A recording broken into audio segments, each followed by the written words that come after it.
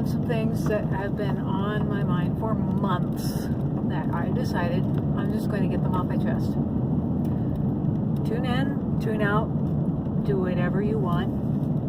I'm just putting this out there because if I hold on to it any longer and keep talking to the same people in my life that I've already talked to about it, they're all going to go insane.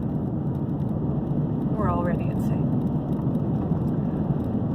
What is the end game of what we're doing? What is the ultimate goal? What are the parameters? What criteria are we working toward?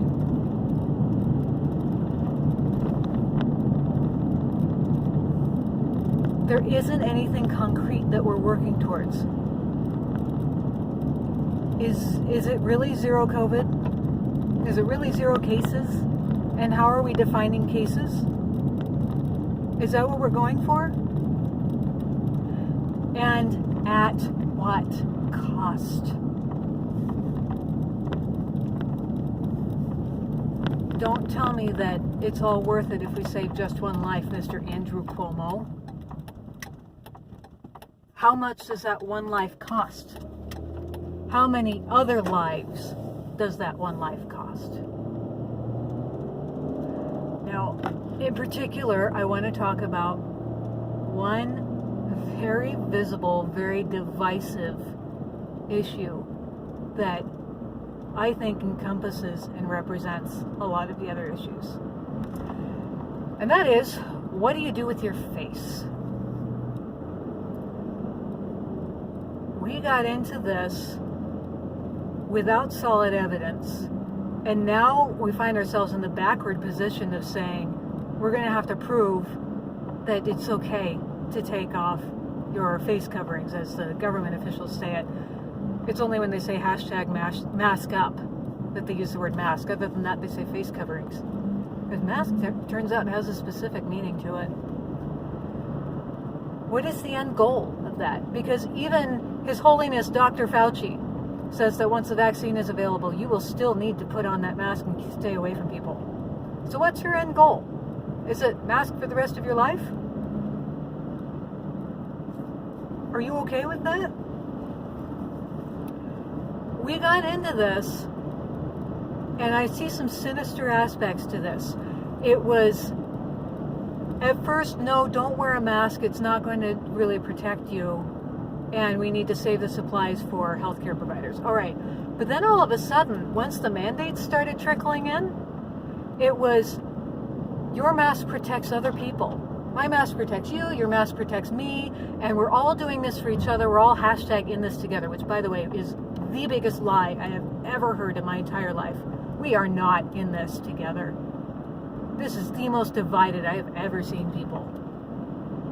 And this is one more way that people are divided.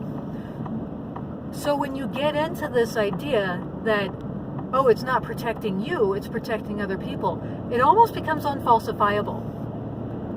It's relatively simple to study whether a mask is protecting the person wearing it, as we saw in the Danish mask study that just came out. And there's no significant difference between the group that wore masks and the group that didn't. How do you measure whether it's protecting other people? If you say, I've protected other people, can you find them? Can you find the people who are here today because you covered your face? Where are they? They owe you their lives. So you ought to know who they are. Do you know whose life you've saved by covering your face?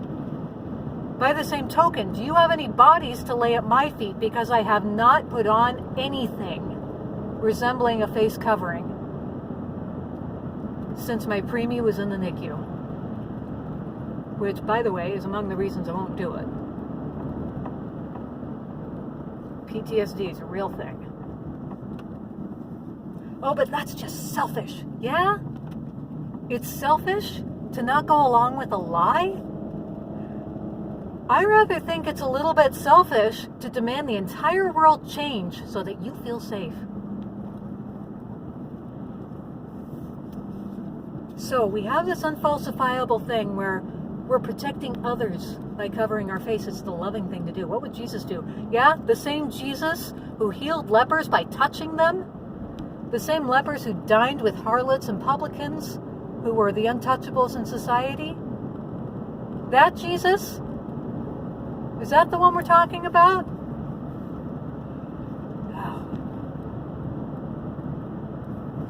They were irresponsibly done. The mandates were irresponsibly done. If this were about science, then we would have distributed the most effective mask and made sure that people knew how to use it. Instead, literally anything counted. Just cover your face with any old thing. And that counts as following the new guidelines. That says it's all theater. Now you can make excuses about supply early on. In April, when New York State put in their first mandate, you can make excuses that we didn't have the supply. We're now in November. We've had opportunity enough to increase the supply. It hasn't happened. We're still letting almost anything count as a face covering. Why? Why do you still say this is about science when nothing has changed in the last 8 months to improve the way that people are using masks? Most people have no clue. They've never been taught. They've never needed to know. Most people are doing it badly. Most people are wearing masks that don't fit. Most people are wearing masks that are dirty. I've seen some filthy masks out there. Those paper blue surgical masks that people hang on their rearview mirror, which is gross, so you can see all of the makeup, all of the dirt. You can see that it's molded to their face. They've been wearing it for months. That's the mask that you're trusting to protect you. That's the other thing. I hear a lot of people say, oh, well, it doesn't really matter what it is because anything is better than nothing. If you are depending on other people to protect you, then why would you settle for just anything? You're depending on anything as defined by the least educated, least motivated people in the population. Why would you settle for that? If it's really about other people protecting you, then why aren't you out there demanding that other people do the right thing, wear the right mask, wear it correctly? Now, I know some of you are, because I've seen you. But top down, the message is still cover your face with anything. That's not science. That's not actually doing anything. And if it really were just anything that works, we have the comparative studies now. We know which ones work. The well-fitted N95 mask is kind of the only thing that you can make a case for anymore. Those designer masks that you got off Etsy, go ahead, give me a case. Make your case that thing is doing any good. I'll give you an analogy. If you've ever looked at birth control and you get like a chart from your doctor and it shows you all the different methods and it gives you the effectiveness rate, it usually gives 2 numbers. One of those numbers is the perfect use. That's the numbers that they used in the studies when they were first testing the method, and they followed the method to the T. And that's how effective it is. The other number is typical use. That's the real world data. The mistakes that people make, the carelessness they make, any bad reactions they have to the method, and it's always lower. So when you start citing studies that say these masks are X% effective against this, that, and the other, you need real world data that incorporates the carelessness that people use. Where is that real world data? Check places like rationalground.com, where they do comparative studies on all of the different mask mandates around the world when they went into place, and inevitably, sometime later, there's a spike. It doesn't matter when, it doesn't matter how, it doesn't matter where. There's always going to be a case. It hasn't stopped anything. Oh, well, you wear a seatbelt, don't you? So why wouldn't you wear a mask? This thing right here was designed, installed, and tested by experts. If it doesn't work, it can get recalled. Now tell me about the seatbelt you made in your garage with scraps and you installed it yourself and you consider it a fashion statement. Nobody's making their own seatbelt. Everybody's making their own mask. So don't tell me that this is just like wearing seatbelts. Oh, well, I saw that meme where the naked guy peed on the other guy, and if he just had pants on, then at least he'd only be peeing himself. First of all, if you're naked in public and peeing, you got bigger problems than a mask is going to solve. Secondly, peeing a stream is more akin to coughing and sneezing. I don't know about you, almost everybody that I've seen wearing a mask who has to cough or sneeze, they pull it down, they sneeze in their elbow or in a tissue. Because if you sneeze inside your mask, it's like wearing your used hanky. Who's going to do that? It's gross. I know some of you have. It's gross. Okay? We've been taught for years that if you're going to cough or sneeze, cover it. I got no problem with that. Go ahead and cover your cough and sneeze, but that is not comparable to just breathing. That pee is not comparable to just breathing. Unless you're dribbling pee, in which case, again, you got bigger problems than a mask is going to take.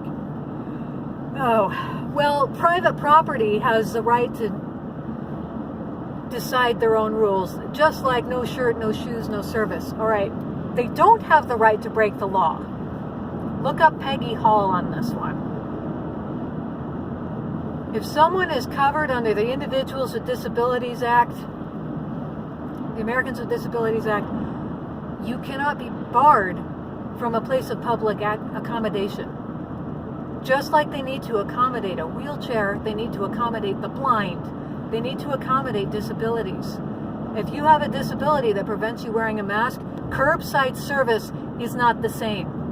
It means you don't go in the store and choose your own produce and meat. That is discriminatory. They don't have the right to break the law. And by the way, these mandates, find the code that tells you they are a law. None of them have been passed by legislatures. They don't have a code. Yeah, well, if it doesn't work, then we just, it's okay. I mean, there's nothing lost here. Well, there is. What have we lost here? We've lost human interaction. And you can poo-poo that all you want. When was the last time you had a genuine human interaction? I'll tell you, everyone that I have, I come away saying, wow, that was so nice. And it's because we haven't had it in so long. And we're doing this to our kids. There are babies who have been born, young kids who are growing up, that are losing out on how to read human interaction right now. You cannot measure all of the downsides, and no one has even tried. Oh, well, if it doesn't work, then we're not out that much. It's not that big a deal. Okay, maybe it's not that big a deal to you. And I'm glad that you're just going along with this and everything's okay. Do not tell other people what is or isn't a big deal to them. It is giving you a false sense of security. Because I'll tell you, I've seen a lot of people crammed into tight spaces and they say, oh, it's okay because I'm wearing a mask. Why? Why is it okay because you're wearing a mask? Have you thought through all of these things? How much do you really trust that little piece of fabric, that little piece of paper, whatever it is? And I'll go back to my original point. What is your end game? When will you be comfortable taking this thing off? Well, I don't want to make waves. People, it's past time to make waves. The only way out of this that I can see is to stand up and say no. So I will not feel guilty for having never put on a mask in this whole thing. You get to carry your own guilt. I will not carry your guilt for you. I got my own issues. I will not carry yours too. I refuse to feel guilty. You have no bodies to lay at my feet. You can thank me or not later, I don't really care, but I will never comply. You cannot comply your way to freedom. And even if you don't think this is a big deal, please think through what is the end end game. And I submit to you that there is none. There is no end game. Thanks for listening.